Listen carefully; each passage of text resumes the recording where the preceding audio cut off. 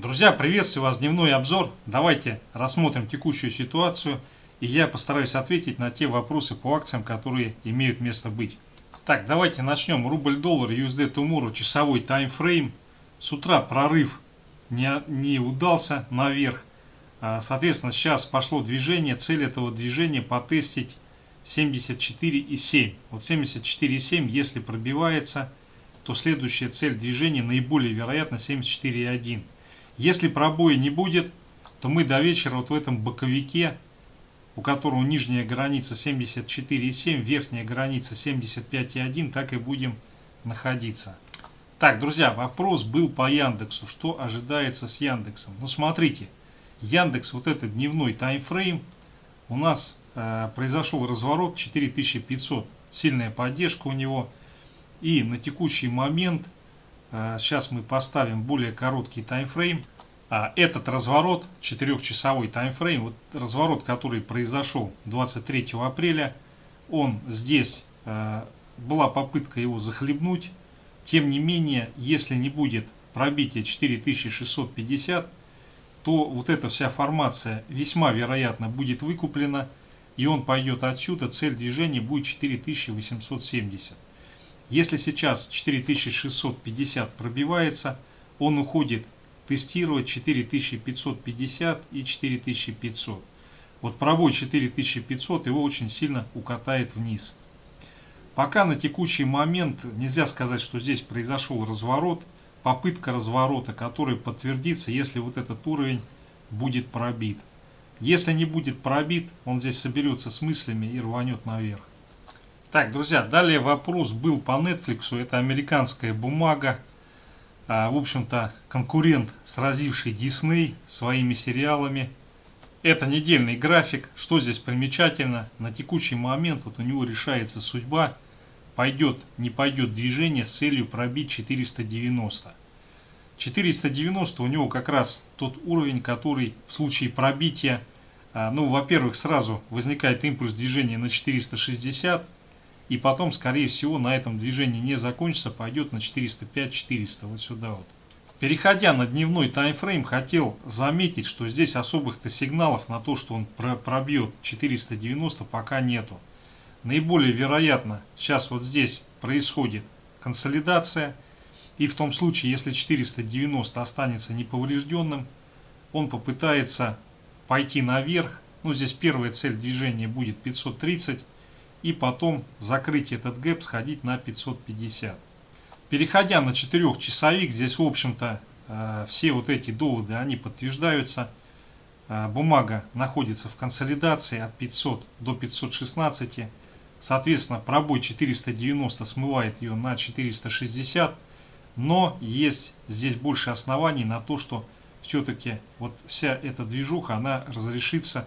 Но по крайней мере отсюда движение на 515. И в случае пробоя 515 подтянут его на 530, потом возможно 550. Пока не до конца ясно, когда будет пробой 515. Вот. Если этот пробой все-таки не произойдет, ну тогда ее понесут на 460. Сейчас все-таки больше фактов указывает на то, что отсюда пойдет отскок хотя бы на 530. Так, ну сейчас вот начали выходить новости о том, что компания AMD сделает Fatality Intel, теперь выбьет ее из серверной ниши, потому что если ранее Intel себя позиционировал как надежные мощные процессоры, сейчас в связи с тем, что Intel проиграла войну за сокращение толщины нанослоя процессоров, AMD вовсю будет расправляться и вытеснять ее откуда только возможно. Честно скажу, я являюсь фанатом этой компании, ее бизнеса и ее оборудования, процессоров, которые производит, и поэтому я могу быть субъективен. Так, ну давайте посмотрим месячный таймфрейм. Месячный таймфрейм указывает на то, что здесь весьма вероятно вот это движение вниз, которое было на 74 и далее, оно не состоялось. То есть здесь откупили, и сейчас на фоне позитива, новостей, которые выходят по компании, что она начинает все больше и больше становиться лидером в своей сфере. Здесь намечается движение, цель которого 94,4 и потом соточку разрубить. Переходя на недельный таймфрейм, здесь ясное движение на 100. Ну и соответственно сценарий движения на 100 не реализуется, если будет откат и пробитие 74-73. Вот этот диапазон, который для нее является краеугольным. В целом на текущий момент больше факторов указывает на то, что движение вверх оно более вероятно.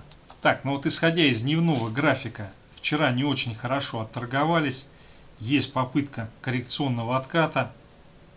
Опять же, здесь если рассматривать с точки зрения дневных таймфреймов, 78, если не пробивается, все вот эти самые развороты, попытки откатиться, они будут приводить к тому, что здесь будет осуществляться донабор позиций и движение, цель этого движения 94. То есть вот весьма вероятно, если не будет никаких оказий на рынке американском и мировом, то в ближайшие 1-3 недели по этой компании мы увидим движение на 94. Опять же, если говорить о таком более коротком таймфрейме, ну имеется в виду там 100, это возможно придется рассчитывать в течение там 1-1,5 месяцев, то вот это движение оно может произойти очень быстро. Обращаю внимание, пробитие 78 это движение либо не вызовет, либо сломается весь этот растущий тренд и компания уйдет тестировать сначала 73,5, потом возможно пойдет ниже. На текущий момент больше вероятности движения наверх, хотя вот здесь попыточка разворота она была. Критерий того, что она не завершится, не пробитие 78. Вот если 78 не пробьем, все вот эти хождения, они будут выкупаться и тянуть ее будут наверх. Так, ну и 4-часовик по AMD, 4-часовик, удержание 83,5.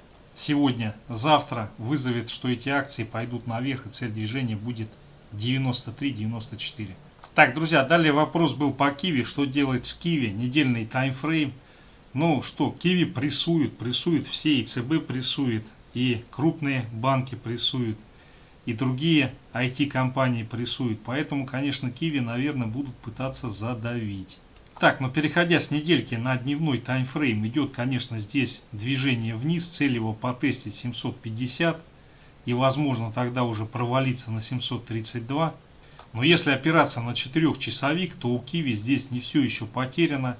Если на этой неделе 794-793 не будет пробито, то вот оно здесь наберет дыхание и отскочит отсюда. Цель движения отскока 826, вот сюда, вот в эту область. Если здесь будет пробой, то она очень быстро может полететь. Цель движения будет 768-765. Поэтому вот этот уровень сейчас является для нее ключевым. Да, здесь даунтренд сформировался, то есть его продавливает, но с другой стороны здесь пошел набор позиций, и она может быстро и очень сильно отскочить вот сюда. Так, друзья, далее по Хантеру, Хедхантеру был вопрос.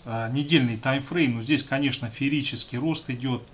Российский фанмаг крутится как может. Переходя на дневной таймфрейм, вот по сути, вот это движение, оно пока не является таким особо позитивным и указывающим на то, что полетит наверх.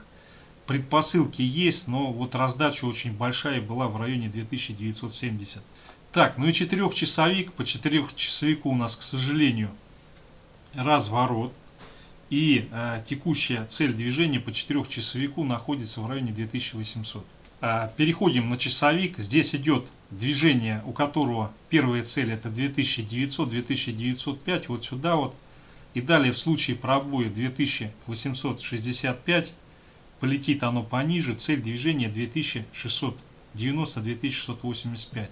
Вот сюда, вот в этот диапазон. Если вот это движение сейчас не завершается, то есть если сейчас пойдет рост и пробой 3040, то весьма вероятно это будет вынос, и цель этого выноса будет уже сходить выше 3100, ну возможно 3120, куда-то сюда. Но здесь надо понимать, что вот это движение, это по сути была раздача в сочетании со срывом стопов, и сейчас весьма вероятно будет коррекционный откат, достаточно ощутимый. Опять же, обращаю внимание, здесь вероятность рулит, и сказать, что вот оно сейчас, упадет на 2600 завтра в 14:15, ну такое невозможно. Бывает так, что даже цели они с некоторым опозданием или чуть раньше выполняются. Так, друзья, далее Озон. По Озону у нас была попытка на недельном таймфрейме нарисовать двойную вершину, но ее так не дорисовали. Так, ну и на дневочке у нас все. Рост закончился, разворот. И по этому развороту цель движения находится в районе 4645. Вот здесь он может с духом собраться и отскочить. Если пойдет движение вниз и будет пробой 4460, то его понесут и цель движения будет в районе 4050. Сейчас на текущий момент, конечно, здесь все это может превратиться в консолидацию. И если переходить на 4-часовик, вполне возможно, что вот это движение оно не произойдет. Если мы оперируем более короткими временными промежутками, то есть день, 2, 3, то в том случае, если сегодня-завтра 4800 мы не пробиваем, то в этой ситуации здесь вот этот разворот, он вполне может превратиться в консолидацию, и отсюда пойдет попытка отскока с целью переписать 5100. Если здесь происходит пробой, то цель движения будет в районе 4700, 4650, вот сюда, вот в этот диапазон. И здесь он уже может собраться с духом и отсюда отскочить и попытаться взять реванш. Так, друзья, далее Россети, месячный таймфрейм. Ну смотрите, по Россетям потрогали сильный уровень, который 1,4. Этот уровень не пробили. Это хороший знак, потому что если он не пробивается, здесь все основания для отскока на 1,7. Так, ну неделька вообще волшебная. То есть по недельке мы здесь развернулись, и у нас сейчас цель движения находится как раз на 1,7 с промежуточной целью 1,57. Обращаю внимание, здесь если пойдет движение вниз и будет пробой 1,39, то весьма вероятно, что вот это накопление оно не привело к росту и пойдет дальнейшее движение, у которого потенциал вплоть до 1,23. Сейчас на текущий момент, опираясь на дневные таймфреймы, есть существенный уровень 1,43, который если не пробивается, то мы до конца этой недели уже пойдем тестировать 1,5, 1,48, вот сюда, вот в этот диапазон. Так, друзья, ну и Росгидро. Росгидро по месячному таймфрейму никак 94 не отработает. По недельному таймфрейму мы здесь немножко забуксовали, ну деревья до небес не растут, ничего страшного. Ну и по дневочке у нас здесь произошел разворот. Разворот-то разворот, но не совсем разворот. Потому что если 84 копейки не пробьет этот разворот, то этот разворот сейчас соберется с мыслями и пойдет сначала пробивать 87,7 и потом на 94. Вот этот уровень здесь является краеугольным. Пробой 84 копейки придет к тому, что она вернется на 82-81. Друзья, все основные бумаги. Спасибо за внимание. Успешных торгов. Счастливо.